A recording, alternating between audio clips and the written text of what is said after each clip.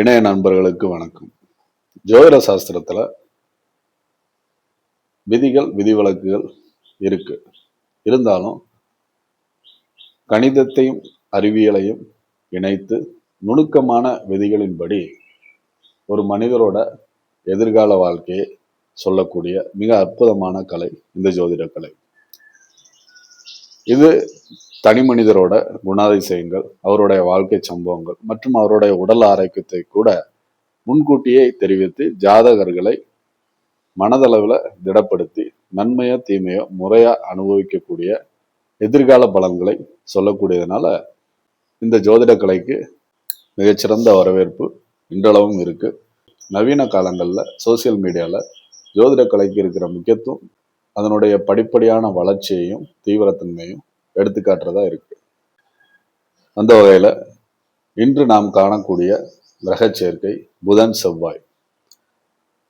ஜோதிடத்துல சனி, ராகு, செவ்வாய் போன்ற பாவர்கள் எந்த ஸ்தானங்கள்ல இருக்கக்கூடாது, இணையக்கூடாது, பார்க்கக்கூடாது என்ற விதிகள் இருந்தாலும் ஒரு ஜாதகருக்கு அவருடைய வாழ்க்கையை திறம்பட நடத்தி செல்லக்கூடிய ஒரு அறிவை, கணித அறிவை கொடுக்கக்கூடிய வித்யாகாரனாகிய புதன் வேகமான செயல்களையும் அவசர முடிவுகளையும் தைரியத்தையும் மூர்க்கத்தனத்தையும் தன்னுள்ளே கொண்டிருக்கும் செவ்வாயோடு இணையும் பொழுதோ பார்க்கும் பொழுதோ எந்த விதமான விளைவுகளை தாக்கங்களை ஜாதகர்களோட வாழ்க்கையில இந்த புதன் செவ்வாய் கிரக இணைவுகள் ஏற்படுத்துங்கிறத பற்றிய காணொளி தொகுப்பாக தான் இந்த வீடியோ இருக்கும்.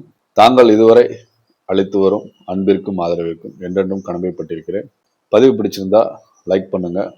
நீங்க நம்ம சேனலுக்கு புதுசா அறிமுகமாகறீங்கன்னா சப்ஸ்கிரைப் பண்ணிக்கோங்க. ஜோதிடம் சார்ந்த அறிவு செறிவுள்ள கருத்துக்கள் அடங்கிய காணொளி தொகுப்புகள் நம்ம சேனல்ல நிறையவே இருக்கு. வாங்க பதிவுக்குள்ள போகலாம். முதல்ல புதனையும் செவ்வாயும் ஷார்ட்டா எப்படி புரிஞ்சுக்கலாம். புதன்னா ஒரு இளவரசர், விளையாட்டு புத்திக்காரர், கூர்மையான அறிவுக்கு சொந்தக்காரர், சமய சந்தர்ப்பங்களுக்கு ஏற்ப தன் இயல்புகளை மாற்றிக்கொள்ளக்கூடிய ஒரு அறிவாளி, நகைச்சுவையையும் அறிவையும் இணைத்து ஒரு நுணுக்கமான அறிவை பெற்று எல்லா சந்தர்ப்பங்களிலும் அனைவரோடும் இணக்கமாக அனைவரையும் இணைக்கும் ஒரு மிகச்சிறந்த அறிவாளி கிரகம் புதன். அப்படியே செவ்வாய்க்கு வந்துட்டோம்னா இவர் ஒரு ஆவேசக்காரர், ஒரு வீரமான தைரியமான செயல்களில் மட்டும் அதிரடியான முடிவுகளை எடுக்கும் ஒரு சேனாதிபதி. செயல்பாட்டில் செவ்வாய் உடல் சார்ந்த திறனை காட்டக்கூடிய கிரகமா இருப்பாரு. புதனோ அறிவு சார்ந்த அறிவு வலிமையை காட்டக்கூடிய ஒரு கிரகமா இருப்பாரு. செவ்வாய்க்கு கட்டளையிட தெரியும், புதனுக்கு நகைச்சுவையா பேசி உரையாட தெரியும். செவ்வாய் புதனை ஒரு சமமான கிரகமா தான் பாக்குறாரு. ஆனா புதனோ செவ்வாய பகையா கருதுவார். ஒரு சேனாதிபதி எப்படி இருப்பாரு, எப்பவும் டென்ஷனா, கட்டளையிடுற துணியில, ஒரு பதட்டமான, விரைந்து செயல்களை செய்யக்கூடிய ஒரு மனோபாவத்துல, எதையும் யோசிக்காமல் இடுகிற ஆணையை நிறைவேற்றக்கூடிய ஒரு போர் தளபதியா தான் செவ்வாய் இருப்பாரு. அதே நேரத்துல புதன் அரச குடும்பத்துல சூரியனுக்கு மிக நெருங்கி அவருடைய அறிவாற்றலையும் சுறுசுறுப்பையும் பெற்ற ஒரு புதன் ஒரு இளவரசரா ரொம்ப உணர்வுகள்ல சிக்கி தவிக்காம ஒரு லாஜிக்கா திங்க் பண்ற ஒரு விளையாட்டு பிள்ளையா, சுறுசுறுப்பான, நல்ல பேச்சு திறன் மிக்க, எதையும் ஆழமா சிந்திக்கக்கூடிய, ஒரு ஹார்ட் ஒர்க்கிங் இல்லாத ஒரு சாஃப்டான ஒரு கிரகம் புதன். இந்த ரெண்டு கிரகத்தோட நோக்கங்கள் வெவ்வேறா இருக்கும். செயல்ல கவனம் செலுத்துற செவ்வாயும் சிந்தனையில கவனம் செலுத்துற புதனும் இணையும் போது செவ்வாயுடைய செயல் வேகத்தை புதன் தடுக்கிறவரா இருப்பார். அதே போன்று புதனுடைய சிந்தனையை ஆழமாக சிந்தித்து செயல்படக்கூடிய அந்த குணத்தை விரைந்து முடிவுகளை எடுக்கக்கூடிய செவ்வாய் தடுக்கிறவரா இருப்பார். ஜாதகத்துல இருவரும் தனித்தனியா நட்பு வீடுகள்ல இருந்து அந்த லக்னத்திற்கு சிறப்பான ஒரு அனுகூலத்தை கொடுக்கக்கூடிய ஸ்தானங்கள்ல இருந்துட்டாங்கன்னா பிரச்சனை இல்லை ரெண்டு பேருமே.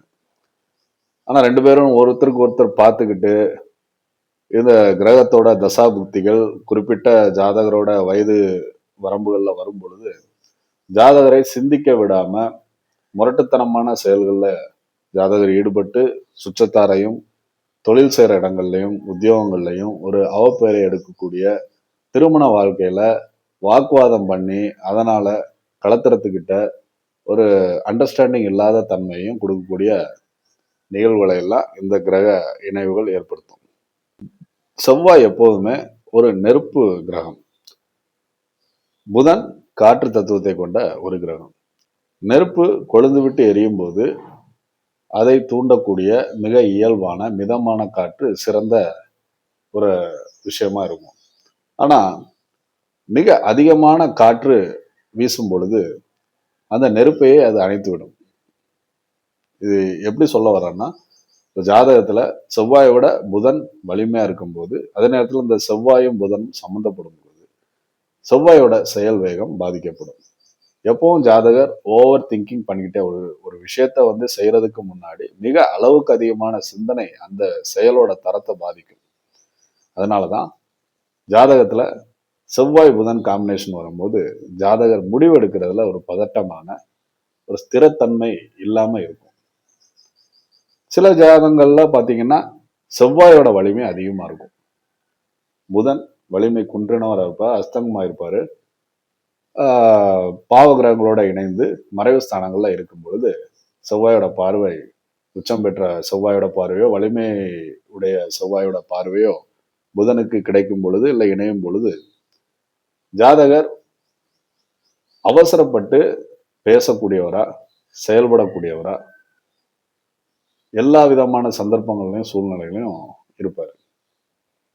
இதுதான் செவ்வாய் புதன் ஒருத்தருக்கு ஒருத்தர் வலிமை குறைந்து மற்றவரை டாமினேட் பண்ணும்போது ஜாதகர் அறிவு சார்ந்த விஷயங்கள்ல பதட்டமான முடிவெடுக்கிற ஒரு நபரா இருப்பாரு. முக்கியமா ஒரு ஜாதகர் அறிவு நன்றாக செயல்படும் பொழுதுதான் அவரோட செயல்ல ஒரு மெச்சூர்டு இருக்கும். அந்த செயலினால் ஏற்படக்கூடிய விளைவுகள், அதனுடைய பலன்கள் அபரிமிதமா இருக்கும். எண்ணம் போல் வாழ்க்கை. ஒரு மனிதனுடைய எண்ணமே, சிந்தனையே அவனுடைய வாழ்க்கையை மிக சுமூகமாக வெற்றிகரமாக நிகழ்த்துவதற்கு உண்டான விஷயங்களை கொடுக்கும். சிந்தனைங்கிறது ஒரு அமைதியான சூழ்நிலையில ஒரு கம்ஃபர்டபுளான ஜோன்ல உருவாக வேண்டிய ஒன்று. செவ்வாய் எப்போதுமே ஆக்ஷன், அதாவது ஒரு பதற்றத்தையும் வேகத்தையும் உருவாக்கக்கூடிய கிரகம். இதனால் செவ்வாய் புதனோடு இணையும் பொழுது ஒருவரால் நிதானமாக சிந்தித்து முடிவெடுக்க முடிவதில்லை. இதைத்தான் நம்ம நிதானமற்ற வேகம் அப்படிங்கிறதையே செவ்வாய் புதன் இணையும் பொழுது சொல்றோம். இல்ல சிந்திக்காத செயல் அப்படின்னு சொல்லலாம். புதன்னா கம்யூனிகேஷன் இல்லையா, உரையாடல்.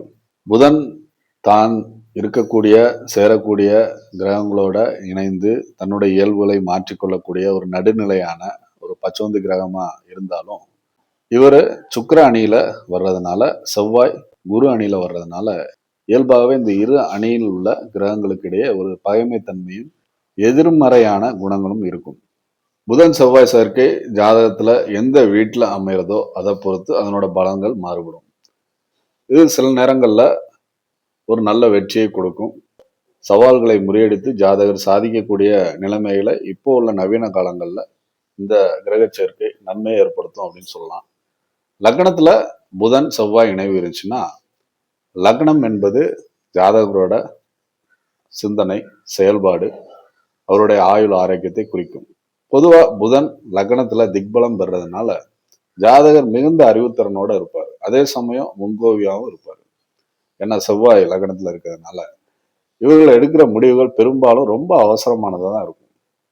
அடுத்த நிலையில கேந்திர வீடாகிய 4ஆம் வீடாகிய சுகஸ்தானத்துல இந்த சேர்க்கை இருக்கும்போது ஜாதகர் வாழக்கூடிய அந்த வீடுகள்ல ஒரு போராட்டமான சூழ்நிலை இருக்கும். ஜாதகர் திருமணத்திற்கு முன்பு தாயோட கருத்து வேறுபாடுகள் இருக்கலாம். திருமணத்திற்கு பின்பு வாழ்க்கை துணைவரோட நிறைய வாக்குவாதங்களை ஈடுபடலாம். அல்லது திருமணத்துக்கு பின்பு கூட தாயோட விஷயங்கள்ல பகைமை பாராட்டுற விஷயங்கள், கருத்து வேறுபாடுகள் நிறைய ஜாதகர்களுக்கு இருக்கும்.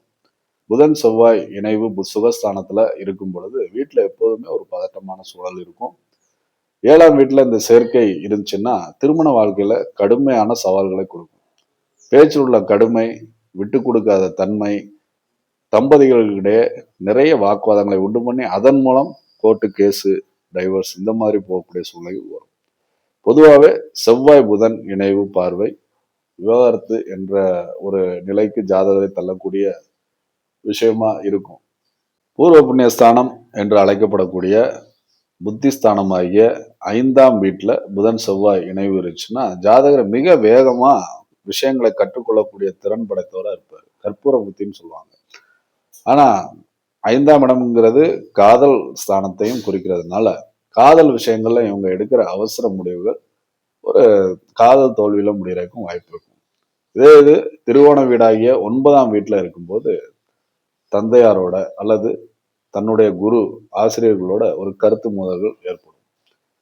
இருந்தாலும் ஆன்மீகம் சார்ந்த விஷயங்கள்ல, அறிவு சார்ந்த தேடல்கள்ல இவங்க ரொம்ப சிறந்து விளங்குவாங்க. அடுத்த நிலையில மறைவு வீடுகளாகி 6, 8, 12ல இந்த சேர்க்கை இருக்கும்போது ஜாதகர் எதிரிகளை வீழ்த்தக்கூடிய ஒரு சமயோஜித புத்தியை யூஸ் பண்ணி தன்னுடைய எதிராளிகளை வீழ்த்தக்கூடிய திறன் படைத்தவர்களா இருப்பாங்க. ஆனாலும் இந்த மறைவு ஸ்தானங்கள்ல புதன் செவ்வாய் இணைவு ஜாதகருக்கு ஒரு பதட்டமான சூழ்நிலையும் ஒரு மன அழுத்தத்தையும் கொடுக்கும். 8ஆம் வீட்டுல இணையும் போது திடீர் விபத்துக்கள், அறுவை சிகிச்சைகள் ஏற்படுறதுக்கு வாய்ப்பு இருக்கு. ஏன்னா செவ்வாயோட வீரியமும் புதனோட சிந்தனையும் கிளாஷ் ஆகும்போது வாகன ஓட்டும் பொழுது ஜாதகர்கள் மிகுந்த எச்சரிக்கையோடும் கவனத்தோடையும் செயல்படணும். அதே போன்று இயந்திரங்களில் பணியாற்றும் பொழுது அவசர முடிவெடுத்து ஒரு வேலையை செய்யக்கூடாது. தீர ஆலோசித்து தன்னுடன் பணிபுரியக்கூடிய நபர்களோடு தீர ஆலோசித்து அந்த முயற்சிகளையோ இயந்திரங்களை கையாளும் போது அது சார்ந்த விஷயங்களையோ செய்ய வேண்டும். 12ஆம் வீட்டுல இந்த செவ்வாய் புதன் கிரக இணைவு இருக்கும்போது செலவுகள் விஷயத்துல அவசர முடிவுகள் இருக்கக்கூடாது. தொழில் சார்ந்த முதலீடுகள்லையும் அவசர முடிவுகள் எடுக்கக்கூடாது. ஒரு தொழில் நல்லா செஞ்சுட்டு இருக்கும்போது இல்லை ஒரு உத்தியோகம் பண்ணிட்டு இருக்கும்போது தேவையில்லாம இன்னொரு பிஸ்னஸ் ஸ்டார்ட் பண்ணி அதுல முதலீடு போட்டு அதுல நஷ்டப்படக்கூடிய சூழ்நிலைகள் ஜாதகருடைய புத்திக்காரகனாகிய புதனை செவ்வாய் மழுங்கடிக்கும் பொழுது உருவாகும். இது அயன சயன போகம் என்று அழைக்கப்படக்கூடிய விரயஸ்தானமாக இருக்கிறதுனால தூக்கம் சம்பந்தப்பட்ட பிரச்சனைகளை ஜாதகர் சந்திக்கக்கூடும். உடல் ஆரோக்கியம் சம்பந்தப்பட்ட விஷயங்கள்ல புதன் நரம்பு மண்டலத்துக்கும் தோலுக்கும் அதிபதியா வருவார். செவ்வாயோ ரத்தத்துக்கும் பித்தத்துக்கும் அதிபதியாவார். இவை இரு கிரகங்களும் இணையும் பொழுது உடலோட வெப்பம் அதிகரிக்கும். அதன் விளைவா நரம்புகள் பாதிக்கப்படும். புதன் வாதத்தையும் செவ்வாய் பித்தத்துக்கும் உள்ள நோய்களுக்கு காரணமா வருவாங்க. புதனின் காரகமாகிய அவருடைய ஆளுமைக்குட்பட்ட தோலை பாதிக்கும் பொழுது அரிப்பு, எக்ஸிமா, சோரியாசிஸ் போன்ற பாதிப்புகள் ஏற்படுறதுக்கு வாய்ப்பு இருக்கு. குறிப்பா மன அழுத்தம் அதிகரிக்கும் போது தோல் சம்பந்தமான வியாதிகள், நோய்கள் தீவிரமடையும். நரம்பு மண்டலத்தை பொறுத்த வரைக்கும் புதன் கம்யூனிகேஷனை கட்டுப்படுத்துறாரு. செவ்வாய் அந்த தகவல்களுக்கு ஒரு வேகத்தை கொடுப்பார். இதனால் ஒருவருக்கு நரம்பு தளர்ச்சி ஏற்படும். இந்த நரம்புகளை ஒரு ஜாதகருடைய உணர்வுகளை மூளைக்கு கொண்டு செல்லக்கூடிய ஒரு கண்டக்டர் மாதிரி செயல்படுறதுனால அது சம்பந்தமான சமநிலையற்ற செயல்களை செவ்வாய் கொடுப்பார். அதனால தசை துடிப்பு, தசை சம்பந்தமான பிரச்சனைகள் இது எல்லாமே ஏற்படும். இவங்க மனதை அமைதிப்படுத்தக்கூடிய தியானம், யோகா போன்ற பயிற்சிகளை மேற்கொள்றது ரொம்ப அவசியம். இப்போ சமகாலத்துல தொழில்நுட்பமும் வெற்றியும் புதன் செவ்வாய் சேர்க்கையை வைத்து தீர்மானிக்கப்படுது. இந்த சேர்க்கை ஒரு தொழில்நுட்ப மேதையை கூட உருவாக்கலாம். செவ்வாய்ங்கிறது கருவிகள், இயந்திரங்களை குறிக்கும். புதன்கிறது சாப்ட்வேர், லாஜிக்கா ஜாதக திங்க் பண்ணக்கூடிய நிலையை குறிக்கும். எனவே கணினித்துறை, மென்பொருள் உருவாக்கம், இணைய பாதுகாப்பு, சைபர் செக்யூரிட்டி போன்ற துறைகள்ல இருப்பவங்களுக்கு இந்த கிரக சேர்க்கை மிகச்சிறந்த அனுகூலங்களை கொடுக்கும். மேலும் வழக்கறிஞர்கள், அறுவை சிகிச்சை செய்யக்கூடிய சர்ஜன்ஸ் போன்ற மருத்துவத்துறையிலையும் இது ஒரு வரப்பிரசாதமான கிரக சேர்க்கை. ஒரு வழக்கறிஞருக்கு தேவையான வாத திறமையும் ஒரு ஆக்ரோஷமான தர்க்க வாதத்தை கொடுக்கக்கூடிய இந்த சேர்க்கை மிகப்பெரிய சட்ட நிபுணர்களையும் வல்லுநர்களையும் உருவாக்கக்கூடியதா இருக்கும். நண்பர்களே, செவ்வாய் புதன் கிரக இணைவுக்கான மேலும் சில சுவாரஸ்யமான காணொளி பதிவுகள் வர உள்ளன. பதிவு பிடிச்சிருந்தா லைக் பண்ணுங்க, தாங்கள் உடல் மன நலத்தோடு வாழ்க வளமுடன் என்று வாழ்த்துகிறேன். நன்றி.